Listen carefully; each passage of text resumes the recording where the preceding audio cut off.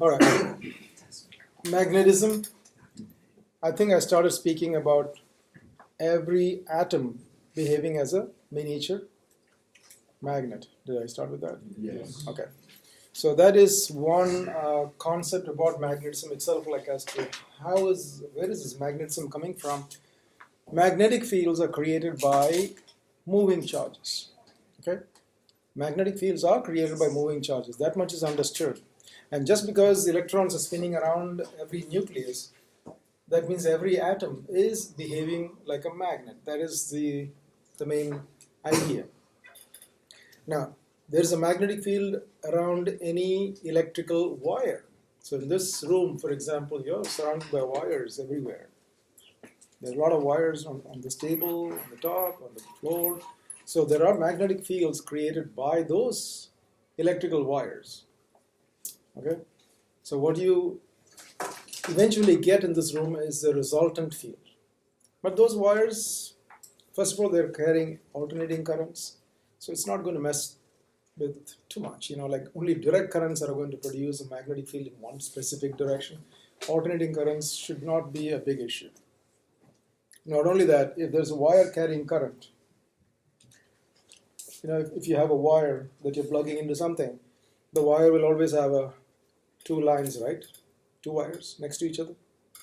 So in one wire, the current is going one way, and then the return is in the same way, not same way, but through the parallel wire. So one is creating a magnetic field because of the current in that direction. The other one is going to create a magnetic field in the opposite direction. So it's kind of killing each other.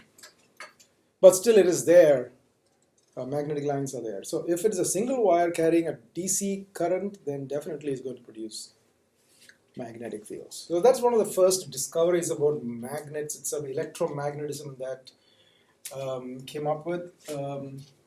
You can also do it practically, which is take a cardboard, just take a cardboard, make a hole through it, and then pass a wire through the cardboard like that. So there's a hole and the wire passes through. And then you send a current into it. When you send a current into it, there will be a magnetic field on this board. So best way to find out is throw some iron dust onto the board. When you throw the iron dust onto the board, these iron dust will actually kind of settle down in concentric circles. They will kind of connect themselves up and make rings. The presence of those rings indicates the presence of magnetic fields. If you want to investigate further, take a compass and put it here. It will point that way. I'm talking about a little compass. So if you have the wire going like that, and that's a cardboard, you put the compass there, and it will point in one direction. If you put the same compass here, it will point in this direction. If you put the compass here, it will point in that direction. And that indicates a certain sense of direction too, clockwise or counterclockwise. All right? And this is an experiment that was done by Oersted, trying to investigate, is there a magnetic field? Which way is a magnetic field, sort of thing. So if this is a current that's flowing down, it produces a magnetic field in this particular direction. And to give an idea or to determine the direction of magnetic field and the association with the current direction, this rule, the grip rule. Okay, so it's not always called the grip rule everywhere. The actual rule is called Maxwell's corkscrew rule. How many of you will pronounce it without making mistakes? Maxwell's corkscrew rule. Now, if something goes wrong with the pronunciation, it will sometimes sound vulgar, right? Okay. So that is the reason why many books also kind of slowly took that off. It's actually, like corkscrew. You know how it works, right? You turn it clockwise, it'll sink.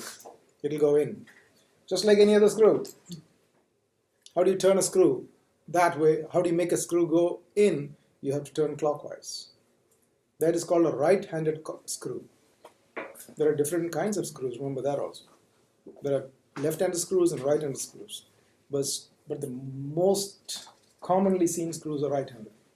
And that's why screwdrivers are supposed to kind of, I mean, you can also use a screwdriver from here with the left hand, doesn't mean that. But the main idea is when you turn a screw clockwise with your right hand, when you turn it clockwise, the screw is going to go in. And that is basically the idea of the corkscrew rule. But then the same thing as grip rules. If you're trying to grip something, look at how the thumb is facing. The thumb is facing up. Look at all these fingers. These fingers are curling around. And imagine arrows. Imagine the tip of these fingers are arrows. So this is the direction of the magnetic field, and this is the direction of the current. So since the current is pointing downward, what you do is just flip your hand. So put your thumb facing downward, and the magnetic field will be that way. So you can see that. So how the magnetic field direction can be easily understood by looking at the way current is going is just by this. So if a current is going this way in a wire, just grip it in such a way the thumb is facing that way, and then automatically you know the other ones. Make sense? So that's called the right hand grip rule. You just have only 3 rules for chapters 20 and 21. One of them is right hand grip rule, so you already know now. Yeah. Will currents from particles going through a straight wire always make circular fields like this? Yes. Okay. It produces concentric. I mean, like it's going to be a field that's going to be getting weaker and weaker as it goes away, but it's going to be very uniform around circular. Yeah, this is called the right hand grip rule. So remember this and cannot make a mistake during your tests, because these are the 3 things which actually gives you a sense of direction when you're deciding on directions. Now, what can happen? You're using your right hand and doing your test, and all of a sudden you'll say, all right, I have to use right hand rule. I have to use this rule. So generally you pick up the left hand because it is free, and that kind of mistake can happen and has happened. So that's why I'm saying that. So the moment you think about this rule, call it the right hand grip rule, and then pick up the proper hand. Then pick up the right hand, the correct hand. Okay? Because if you pick this one, it's going to give you the completely the other way around. And also you keep an idea on what is moving. Like current is going this way, but the electrons are going that way, right? So if they tell you something about electrons going in a certain direction, you have to think, all right, electrons going that way, then the current is this way, so my thumb goes that way. So that stands for the...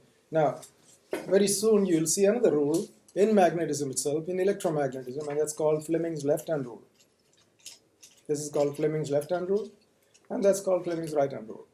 Right-hand rule, you'll do it in chapter 21. Fleming's left-hand rule, you'll do it in this chapter.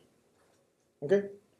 Now, Fleming's left-hand rule and right-hand rule, those were the rules which were there in earlier books, but now people are inventing their own rules. Like in this textbook, they're not talking about Fleming's left-hand rules. They have some kind of a rule like this, and then flip your hand like that, and so on. And it is tougher for students. That's what I've seen in my experience. Students trying to use other rules end up with confusions, especially if you go to electromagnetic induction. It becomes still confusing. Okay, maybe that rule is fine for this chapter, but what I've seen is students find it very easy with Fleming's left-hand rule and Fleming's right-hand rule. Okay, that's why I will stick with that, even if the textbook is saying something else. And now, if you're going to give an answer and give a justification, why? How did you decide that the direction is like this? You can say, I use Fleming's left-hand rule. That's perfectly all right. Some people invent a swimming rule, like when you swim like this hand stands for this one stands for this, my leg stands for this. You can make your own rule like that for everything, but still Fleming's left-hand and right-hand rules, which are there in the old books, they still have their say, because they all started like that. Now, if you substitute with some other shortcut rules, again, problem is like you can't help someone who is actually following the left-hand rules if you have your own rule. Because how do you help? You have to teach this rule first and all that. So I try not to follow any of those rules, just stick to one and do that one properly. Some students kind of stick with both the rules and end up having thoroughly confused. All right, so we'll get to those rules as we go on. So already this is the right-hand grip rule, so stick to it and use it properly. So that's Oersted experiment. So wherever there's a current, there is a magnetic field around it, and the magnetic field has its own orientation, and the orientation is given by this right-hand grip rule. Is that clear? Now coming to the miniature magnets itself, every magnet is made up of a lot of atoms.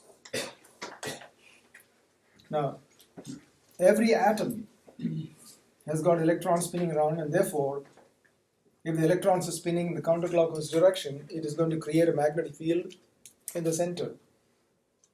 That way. Think of electrons spinning. Okay, I'm just going to draw it here. Imagine that's an electron that is spinning. If the electron is spinning like this, which way is the current? That way. Now, the beauty of this rule is that you can flip those fingers according to your needs. What is this standing for? Current. What is this? Of the magnetic field. You can flip it. If this is the current, this is the direction of magnetic field. Okay? You can flip it completely. So, which way is the current here? Counterclockwise? So, put your fingers counterclockwise. Which way is the field? Towards you. You get it? So whichever is curved, use these fingers for that. Whichever is straight, thumb. Make sense? Whichever, if the current is straight like this, use the thumb for the current. And then these fingers will tilt the magnetic field. If in this case the current is curving like that. This is current. So what you do is you put your fingers in that direction, and the thumb will tell you which way the magnet. And if you want to indicate the magnetic field, you got to indicate it by means of something. So if something is coming towards you, you show it by a dot. If something is coming towards you, like out of the board, a dot. If something is going into the board, a cross. So if you see that symbol, this indicates something is going into the board. It could be a magnetic field, it could be a current, whatever. If you see this sign, that means something is coming out of the board, of the paper. Okay? Out. So here, when the current is going in this direction, the magnetic field is coming out towards you. And that we use the grip rule once again. You get it? So you can use this for current, and this for magnetic field, or this for current, this for magnetic field. Just switch it as per needs. Okay. So since every atom is a miniature magnet, in a normal material, the atoms are kind of aligned in totally awkward directions, like that. I'm just showing like they're all facing in different directions. So in which direction are they facing? No direction, because they are cancelling each other's effects, right? So for every one facing that way, there is one to completely cancel it off. So if you take an unmagnetized material,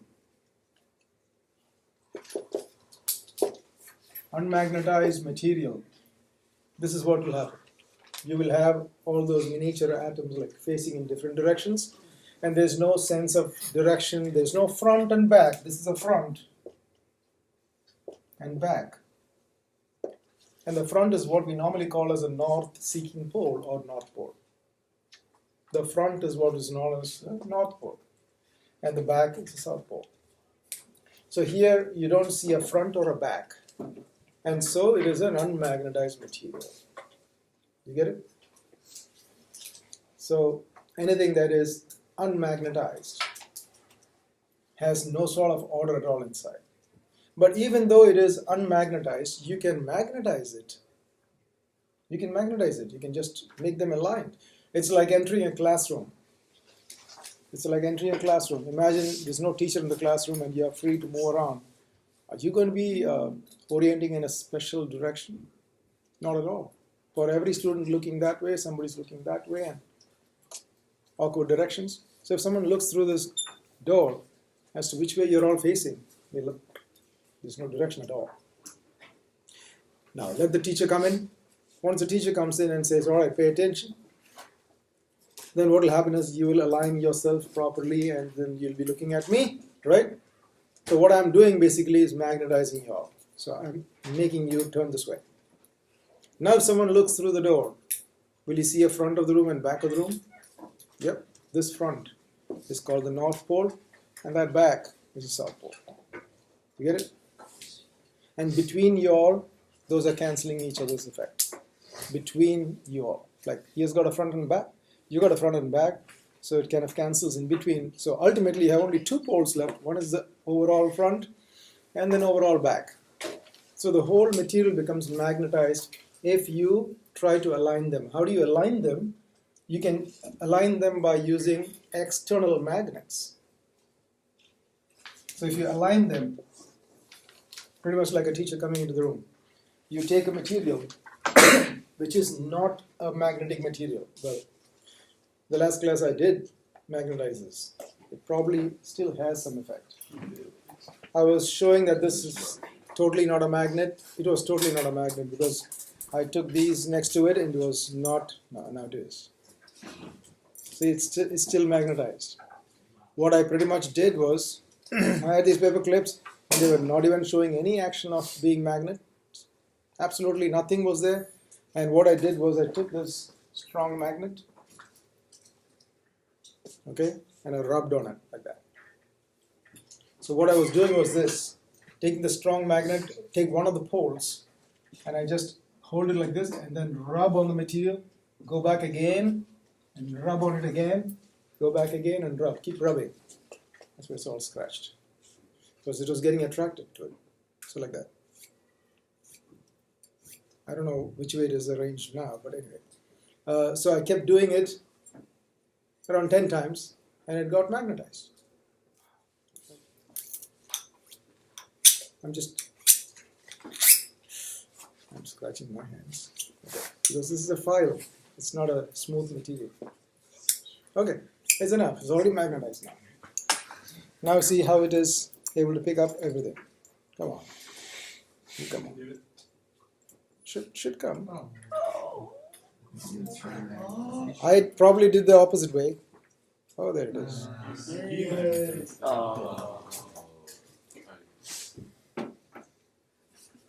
I must have done the opposite way. I must have done totally reverse. But all you do is this. Now, this is not able to pick it up, but it is able to pick it up. You know why this is picking it up? Because normally a screwdriver, when you apply a torque onto it, that twisting action will try to align those atoms. That's why a screwdriver, scissors, and those things are already magnetized. They pick it up. So it's not very strong, as you can see, it's not picking up anything else. But I can try to magnetize this. This is easy. Oh. No more scratching my hands. Alright, so you see what I'm doing is just like making it a magnet. So if you want to magnetize a screwdriver, all you do is this. Sometimes very, very handy because you need to pick a screw from deep inside. And if it is not a magnet, now it's already magnetized. Yeah. Now it is magnetized. You see?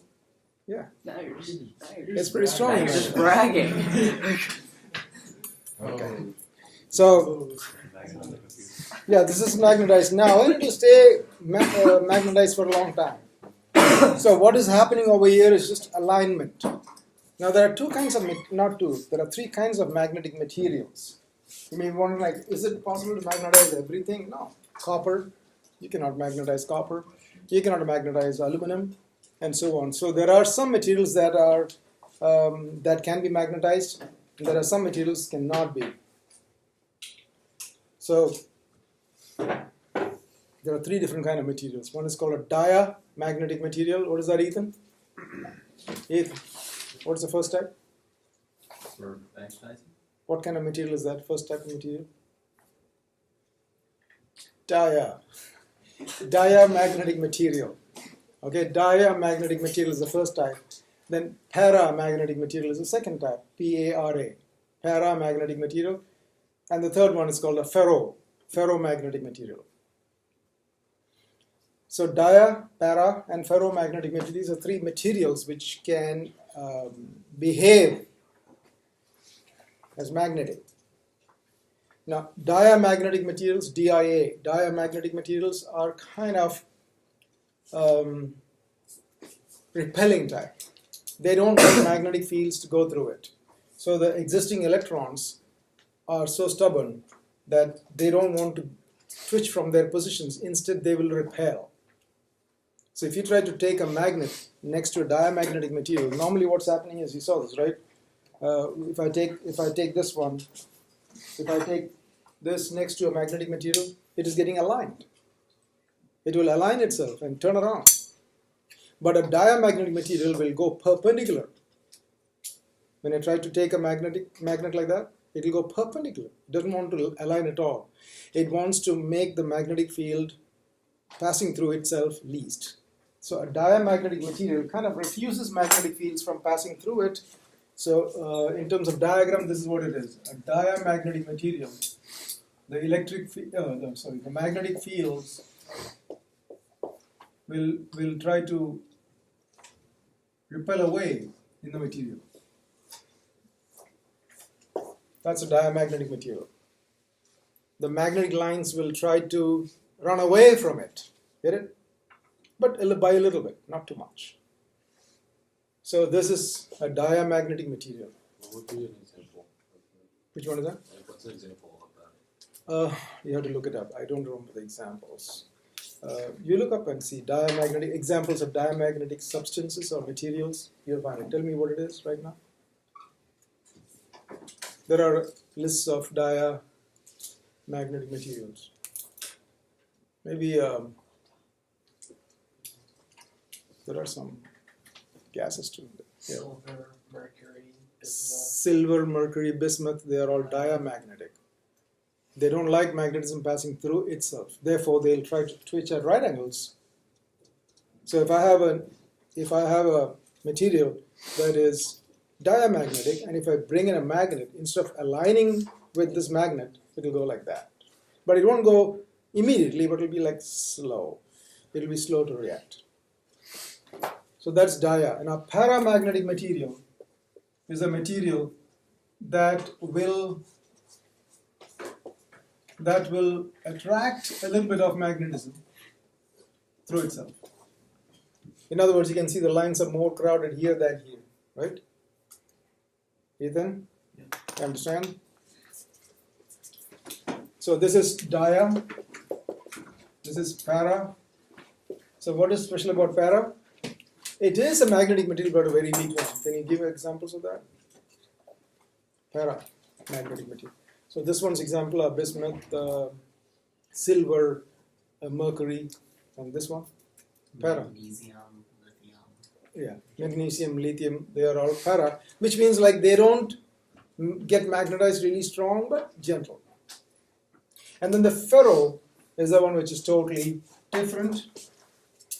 The ferromagnetic material, like if you have magnetic fields coming like that, a ferromagnetic material will take it all in.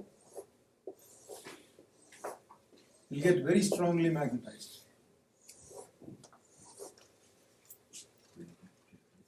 Pretty much everything will pass through it. And examples are iron, steel, etc. Iron and steel are typical examples of ferromagnetic material. You can see the strength of the magnetic field inside the ferromagnetic material increases 100 folds. Yeah. So with I've got some examples of ferromagnetic material. What does it mean here when it says Curie temperature in Kelvin? Oh, there are certain temperatures when the behavior changes over. Yeah. So ferromagnetic material is a material that can get magnetized pretty strong, very strong. Iron and steel are like that. Now, even in iron and steel, there are differences. Even in iron and steel, there are differences. Like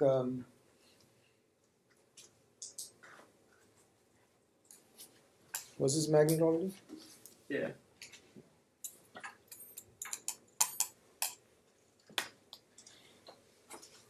like iron. You know what I'm talking about? Iron. This is actually iron. This is iron. Iron and steel. What's the difference between iron and steel anyway? Steel's an alloy. Steel is this?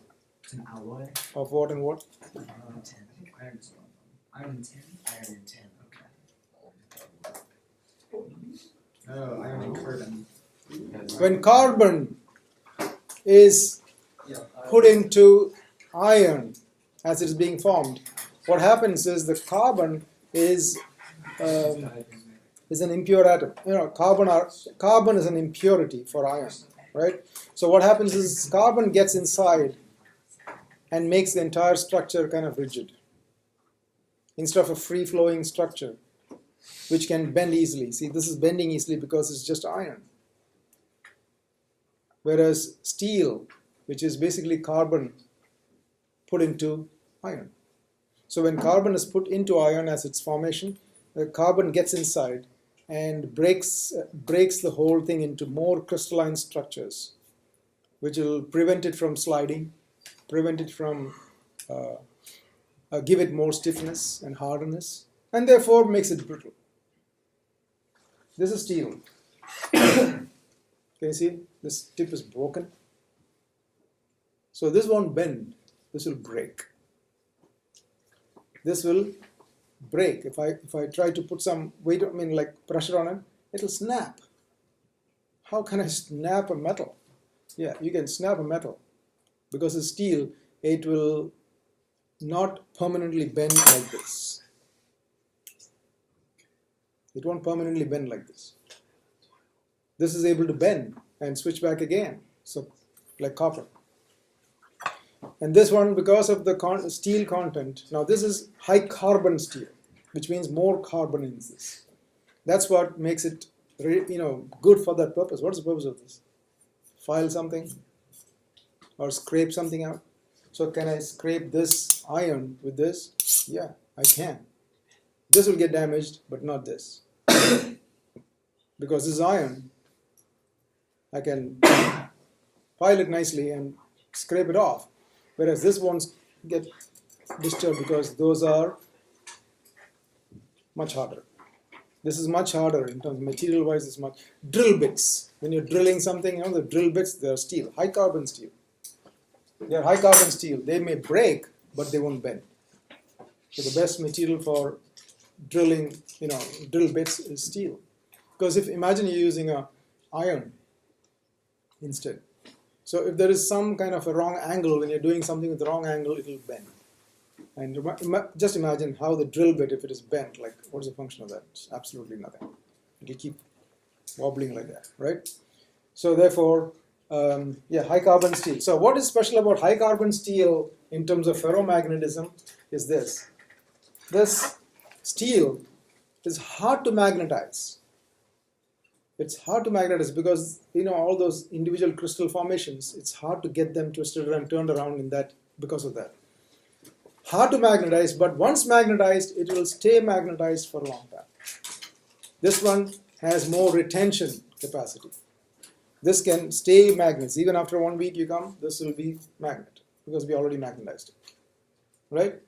Iron is not like that. Iron can get very well magnetized if it is magnetized, but it will lose its magnetism so quickly too. Yeah. What makes the material diamagnetic? This is all the atomic structures and the way it is organized. And I'm going to give you another theory about magnetism very soon. Yeah. So when you have those fridge magnets and magnets that you were using earlier, what are those made of? Now this is an alloy of nickel and cobalt. It's called al-nickel. Okay, and there are different kinds of magnets. Some of them are really strong. This is al-nickel magnets, very strong. And they're brittle. They're brittle. Permanent magnets are always brittle. Permanent magnets are always brittle. Temporary magnets made of basically iron. You know those temporary magnets for electromagnets? To pick some metal garbage, you have electromagnets. So basically it has got a solid iron core, and there is a wire on top, right? So when you pass the electricity through the wires, this iron core gets really strongly magnetized. It can go and pick the entire car up, lift it up. And you want to dump it somewhere, what do you have to do? Just release the current. Magnetism is lost. So soft iron can get magnetized, but it loses magnetism very quickly. See, for example, this.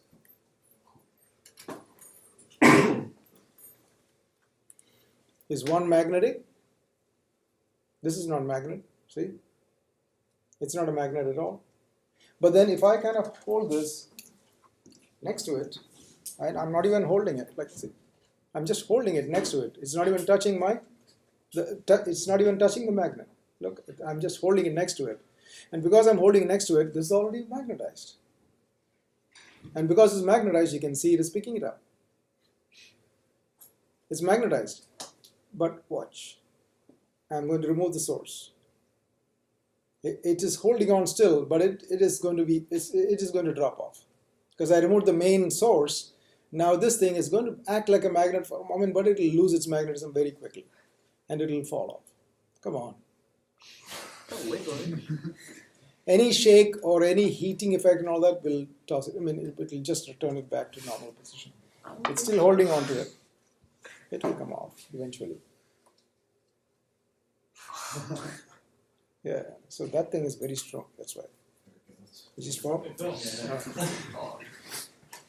Yeah, it will lose its magnetism. Eventually, it will be gone. Eventually, it will be gone. See, it's already gone. Same magnet. It's already gone. Any dropping like that is enough to change its orientation. So these atoms are going to be arranged nicely, but the slightest thing can disturb this. Think of two different classes. There's one classroom which is tough to get the students organized. You know, some of them are playing these games here and there, and they're talking about other stuff on the phones and stuff like that. So the teacher will find it kind of tough to get everyone magnetized. But once magnetized, they are paying attention all the time. Even if I say, I'm just going out for a moment, I'll be back. You'll be sitting in your own place. You're still waiting. That means the retention is still there. When I come back, I'll see the students as it is. No issues at all. But there are some classrooms which are totally the other way around. That is, in the absence of a teacher, it is chaos. As soon as the teacher comes, they're all like behaving as good students. It's just a temporary behavior. Now, as soon as the teacher turns like that, they're all gone. They'll be throwing rockets at the teacher. You know, there are some classrooms like that. You know, the teacher turns back, things will start flying around. Why? Because they're not actually really magnetized. They're just like acting as a temporary magnet. That's it. The moment the teacher kind of talks to someone at the door, there'll be big noise in the classroom because they lose it so fast. So if that is like soft iron. So if you have a class like soft iron, it's easy to get you magnetized. But if someone sneezes from there, that's enough to disrupt the whole class. Right? Yeah. Okay, so when they make or permanent magnets, like Steel. in factories and stuff, Mhm. then do they pour them and then like expose them? Oh to no, the these are current? actually like done more with an electrical method. By electrical means. Okay. Yeah. I can kill this magnetism now, not right now, but this one is magnetized, right? But I can just completely destroy the magnetism in it, but it will take some effort. What I have to do is I have to wind a wire around it and pass alternating current through it. So when I pass alternating current, I'm just making them twitch back and forth and slowly reduce the current and eventually just bring it down to zero, and then this will be completely demagnetized. So demagnetizing is like removing whatever existing magnetism was there. You know the tape recorder? You know the tape, right? The plastic thing. The plastic thing actually contains magnetic material on it.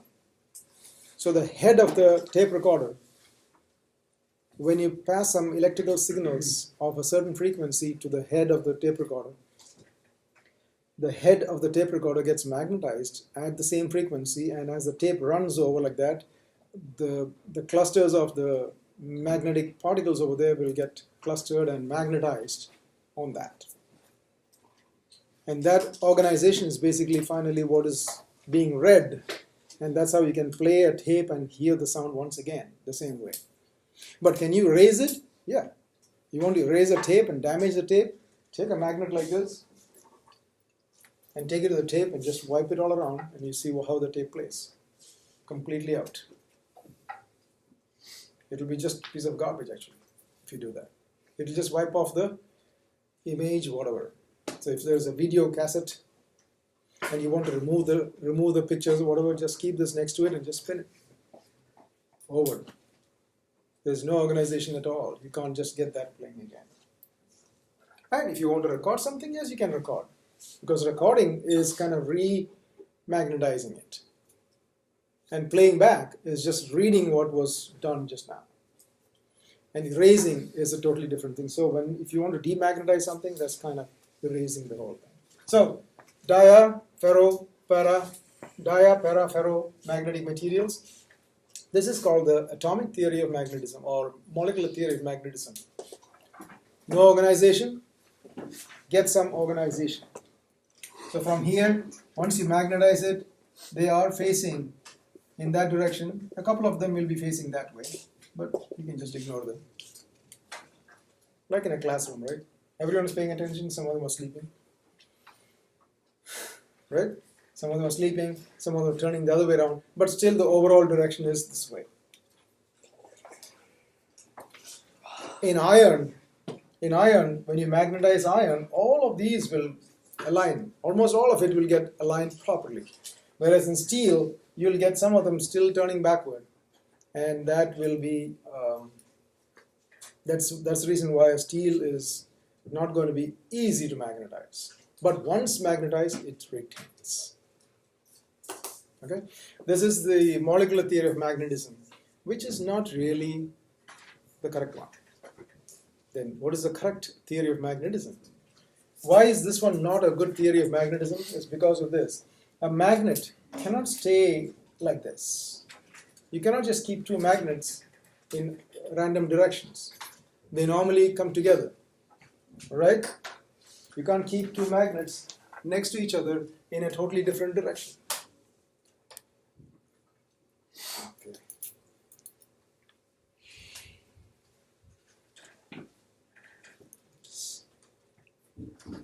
All right. Okay. So now there are two of them. I can't just keep them clustered. I can't just put them in somewhere without getting it organized. Like in totally random directions, I can't hold it like that. I can't hold it in random directions. All right. Now here my hand is. So they are, see, perfectly centralized. Look at that. How do they get attached in that manner? Because they are both magnets. You can't just make them. No, can I put them the other way around? I can't. If I want to put it this way, totally the other way, it's going to flip over. So, since these are miniature magnets, how can you expect them to be staying in random directions? That is not the right theory. That's why we have the domain theory. Oops. You can pinch your fingers so bad. So what is a domain theory of magnetism? A domain theory of magnetism is in an unmagnetized material,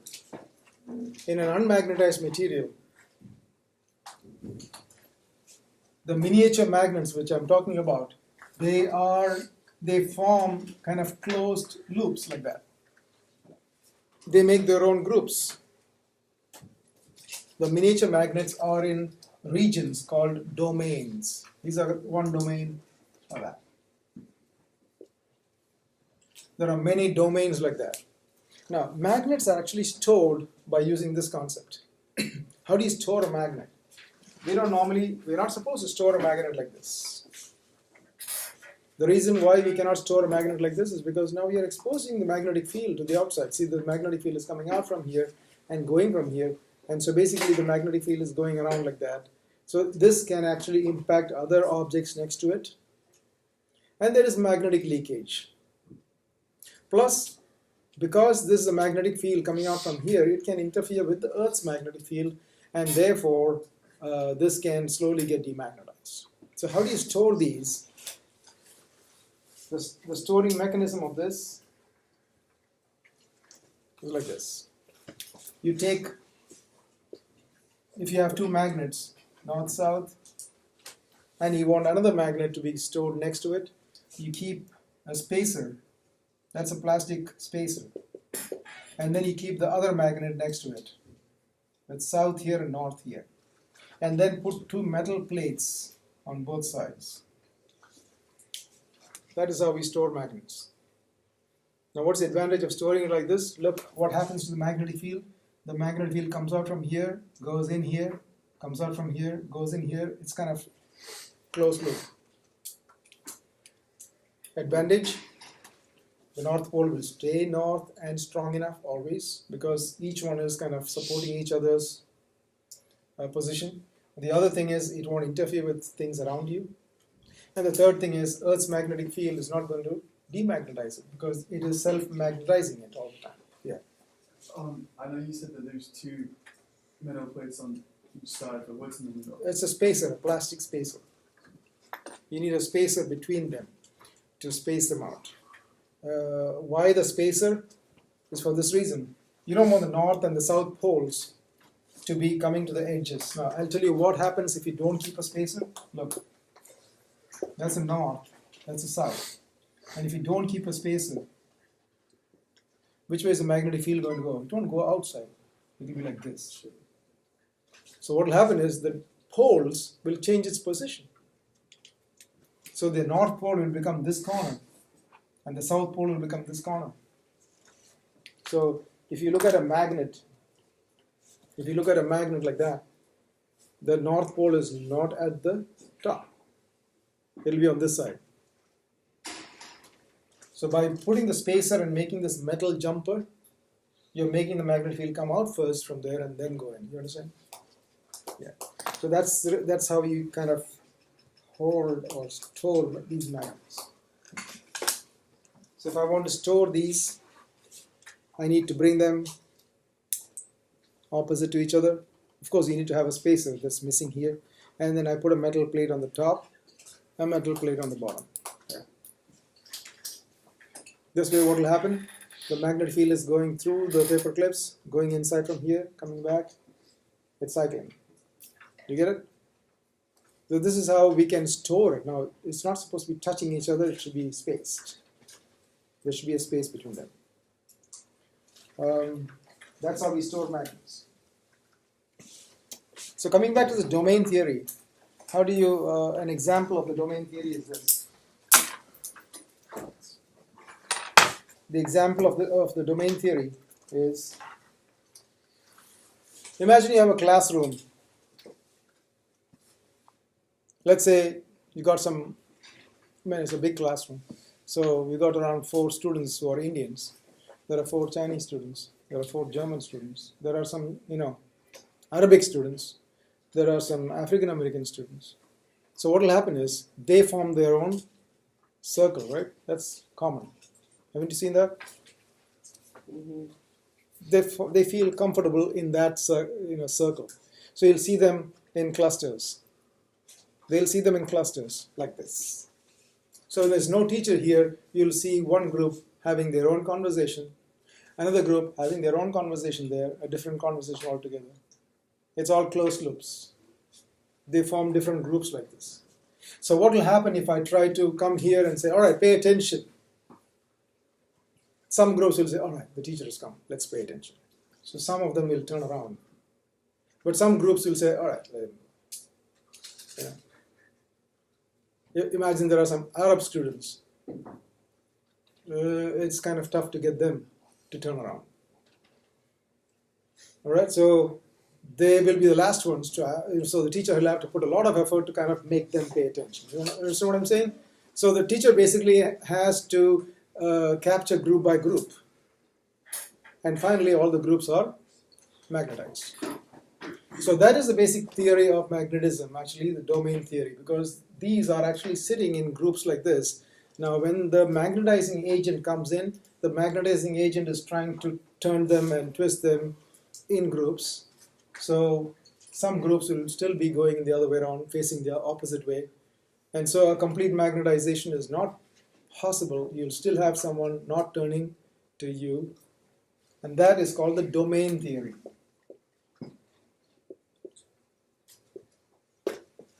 Just know this. The domain theory of magnetism, that all the domains are gradually aligned towards the right direction, and that's why it is. Okay? So the atomic theory or the molecular theory is not really a strong point because of the fact that they always like loop themselves. If you just throw two magnets, you can see how they're sticking together. That indicates that they're not going to stay independent of each other. All right. Now,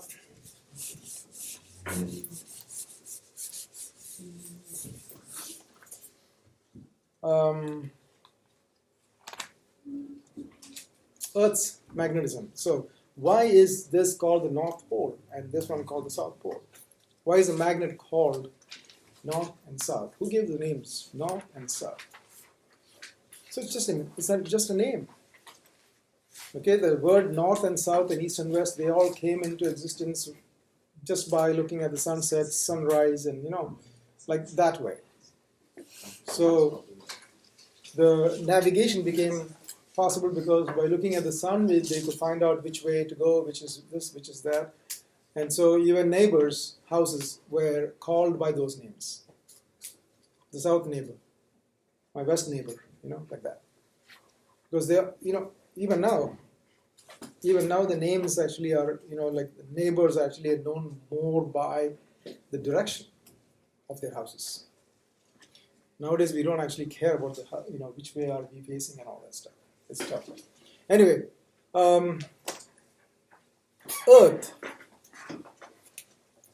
So when you take a magnet and suspend it, the magnet is going to come to a certain direction. In this room, that's north, and that's a south.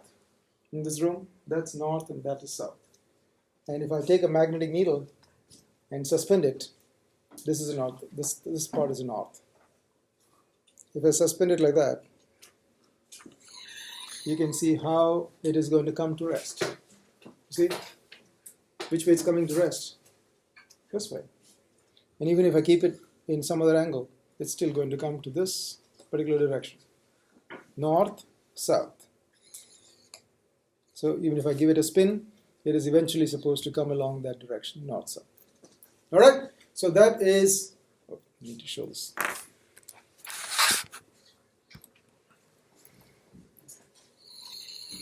There it is. So this is the north and that is the south. If you want, you can come closer and have a look. Don't topple this. You can see why it is facing that way. Okay. It's facing in this direction. Now, can you see one more thing over here? If you bend down like this, you can see that the north is dipping down. Can you see that? Yep. The north is dipping down. It's pointing downward. Angle of dip. It's called it is trying to dip, but this is not the actual dip. And that's why we have the dip circle, which is this one. You can see the dipping action here. This is the north. The blue one is the north here. So it will actually eventually settle down at that angle. Right? So this is called the dip circle. And if this is aligned like this, that means the magnetic field in this room is pointing in that direction, like this. And if I keep it like that, it's supposed to face like that. Right? You understand? If I keep it like this is supposed to be north facing that way, south facing that way, just like that. But if I keep it like that, it's going to show the dip, the presence of dip. And we'll talk about the dip soon. Yeah, go back.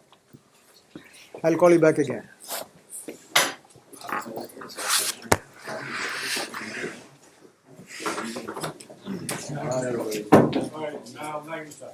All right, now, the name North and South, they all came from the Earth. This is a geographic north, geographic south. So a magnet, when they were trying to suspend a magnet, the magnet was pointing towards the north. And that end of the magnet which was pointing to the north was called the north-seeking pole. The north-seeking pole. And this is the south-seeking pole. That's how they were called earlier. Then they knocked out all that seeking and all the stuff, and they said, this is the North Pole, South Pole. But why is this seeking to the north of the Earth? It's because the Earth itself behaves like a magnet. The magnetic south and the magnetic north. So the magnetic north is down here in the South Pole. In the geographic north and the magnetic south kind of merge. So why is this magnet pointing to the north? Is because there is a magnetic south inside the Earth. Now how did that magnet get formed? How is Earth behaving as a magnet? Is there any other planet which has magnetism? Which ones? Like? Not all of them. Some of them have. Saturn and some of them have. Not all of them. So it probably is because of the spinning action during its formation. So you can see that Earth actually got formed from the gases and finally solidification. Even now there's fluid at the center, right? It is not hard material inside, it's still hot, melting fluid. So there is always a movement. And since the Earth was spinning, there was this convectional currents that were setting up, and then as the spinning took place, this alignment also took place along with it. As I said, the screwdriver, when you kind of twist it in the same direction again and again, this will get magnetized. So you can see the strength of the magnets for all the planets, they're kind of dependent on the spinning speed also. Those which are not spinning that fast are not having too much magnetism. Alright, so I guess that is how the Earth behaves like a magnet. But again, there is a slight difference between the magnetic meridian of the Earth and the geographic meridian of the Earth. The slight angle difference. There is a difference between the magnetic meridian and the geographic meridian. And that angle is called angle of declination. Angle of declination is the angle between the two meridians. It's a small angle, but it kind of changes. It changes now and then. So the angle of declination is the angle between the two meridians, simple as that. Now, remember there is a magnetic equator. No, this is geographic equator, and then you have the magnetic equator. Slightly off. So the magnetic equator and the geographic equator are not exactly the same. Slight difference. So angle of dip is clear. The angle of declination is clear. Now what is this angle of dip? Angle of dip is how the magnetic field of the Earth starts from here. See the direction of the magnetic field of the Earth. And then it goes like this and goes in. And the same way like that. The magnetic field of the Earth is that way.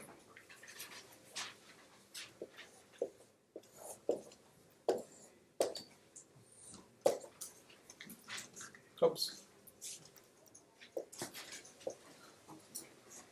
That's the shape of the magnetic field around the Earth. And what are these lines? These are called the magnetic lines. And again, what is a magnetic line? What will happen to a magnetic needle placed in the magnetic line? It will just align itself. So imagine this is a magnet. If I keep it here, it will just be tangential to the line. What about here? It will be tangential to the line. What about here? It will be tangential to the line. What about here? It will be straight like that.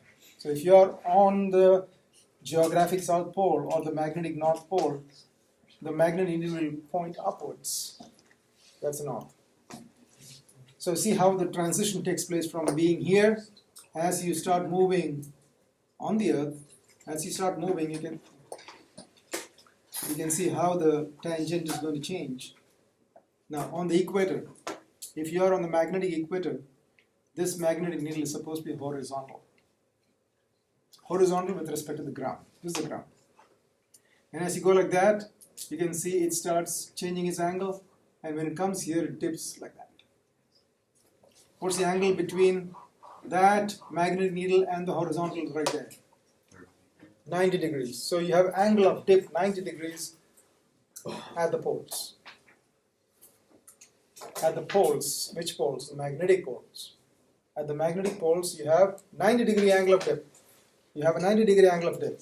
But you can see the angle of dip changes. What is the angle of dip at the magnetic equator? 0.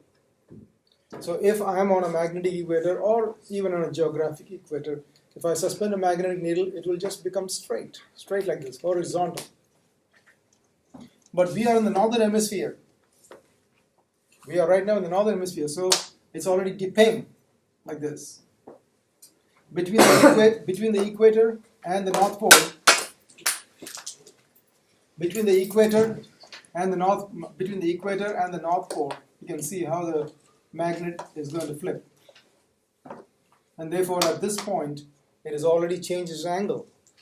And that's the reason why this is dipping like this. So this angle of dip that was indicated like around 45 degrees, that is the angle of dip that we face right now.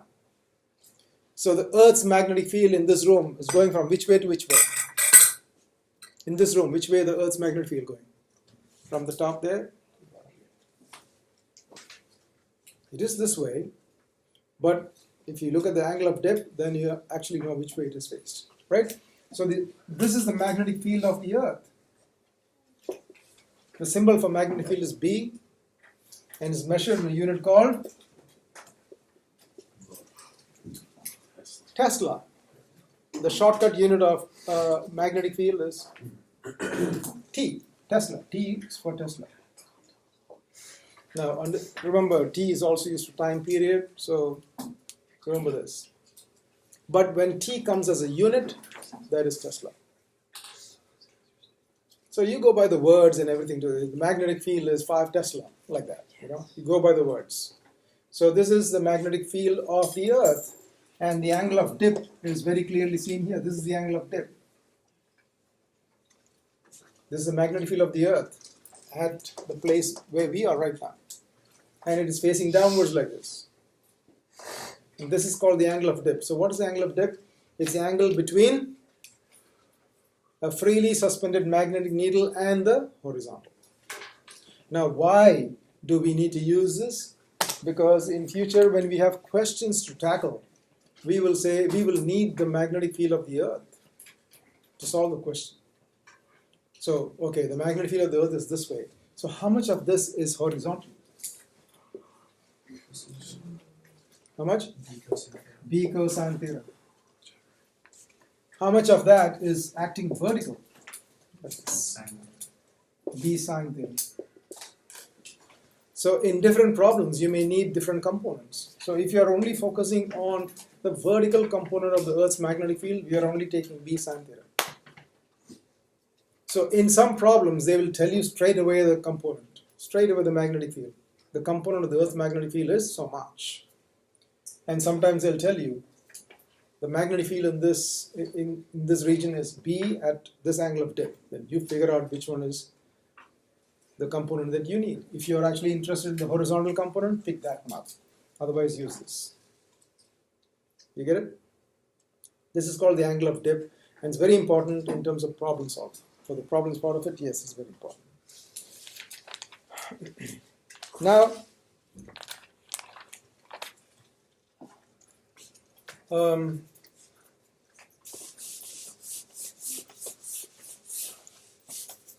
as you can see here, this thing is facing in that direction, north-south direction, right?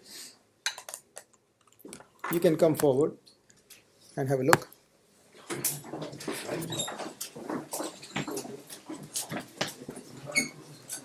Let me change this one's angle. Alright, you can see this. Just come around, have a look at it. What is that? That's a strong magnetic field. Okay, watch this. That's a needle. Which way is it facing? That way. Why? Because the Earth's magnetic field is in that direction. Now, if I send a current through this metal piece, if I send a current through this metal piece, the current is going to go run that way. Will it create a magnetic field in this region where the magnetic needle is present? Which way? Pick up your right hand and then put your thumb like that along this rod and then that way, right? Put it on the neck. Did you get it? The magnetic field that's created by a current going that way is which way? This way. And what will this magnetic field do to the north pole of the magnetic needle? Move it that way. Think of your fingertips as north poles. The fingertips are magnetic fields coming out, right? So where's the magnetic field going to come out from? It's from the north pole. So if I'm holding it like this, these fingers represent the north pole. So what will happen to this magnetic needle? Go that way. What will happen to the south? Pulled in. Do you get it? Yeah. Yes. But then understand this current is still going through the rod and coming from underneath. Right. So if the current is coming underneath, which way is the magnetic field? Is it the same way or opposite way? It's gonna be the opposite way. Clockwise. The current is going this way now, so grip it like that. Same way. It's gonna be clockwise. Same way. Look, Strong. That's clockwise too. watch. This is the first one. The current is going that way, so I bring my fingers like that, right? Yeah. Now the current is going from underneath, so I grip it like this, and still the fingers are doing the same thing. So this magnetic needle is going to be experiencing similar forces. That means this north is going to be pushed that way, and south is going to be pulled that way. Now, to make a current pass through, I'm using a dead battery. Okay, so I'm going to keep this negative end here and a positive end here. So when I keep the positive end like here, I'm going to drive a current that way, right? You know that. So you can see what is the consequence of that magnetic needle. What happens to the magnetic needle because of this? Oh, Brilliant. Just as we predicted. Now, why is it not completely perpendicular? because nowhere. Because it's not as strong as It is also being drawn by the earth. by the Earth, because the Earth is making it come this way. Good. So that's like the Yeah. result. Yeah, it's basically like two torques acting. This one is trying to twist it that way, Earth is trying to twist it the other way around. So it has to settle down with a certain angle. And you can actually use this idea to find out the actual magnetic field of the Earth by using this simple thing. But we need to measure the angle of it. Now what will happen if I switch the current around? So I make the current go this way and come back from the top. So if I make the current come back from the top, it's going to be opposite. So if I do it the other way around, it's going to spin the other way. You get it? Yeah. All right. All right, now you can go back.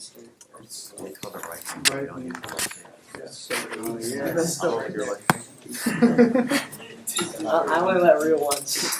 Answer. Are you just going to All right. So, this is the Earth's magnetic field. leave me alone? I want to answer. This was the Earth's magnetic field, and the pointer was facing like this. The magnetic needle was facing that way. Right? When I brought in another magnetic field from this side,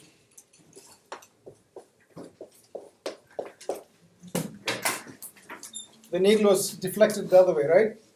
But it's not going perpendicular, completely perpendicular, because so when this needle is deflected, the needle comes to this position and stays in that position. Why is it staying in that position is because of this. The magnetic field of the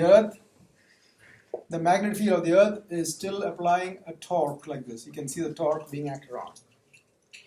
And this thing, this magnetic field is applying a torque in this direction. So the external magnetic field is trying to twist it clockwise. This magnetic field is trying to twist it counterclockwise. And so it will settle down where the two torques are actually equal. So it will settle down at a particular angle. You understand this? It will settle down at a certain angle so that the two torques are exactly equal and opposite. So depending upon which one is stronger, if this is stronger, then it will lean more to itself. If the Earth's magnetic field is stronger, it will lean more towards the Earth. But if you can measure this angle, you can actually figure out one of the magnetic fields which you don't know. Right?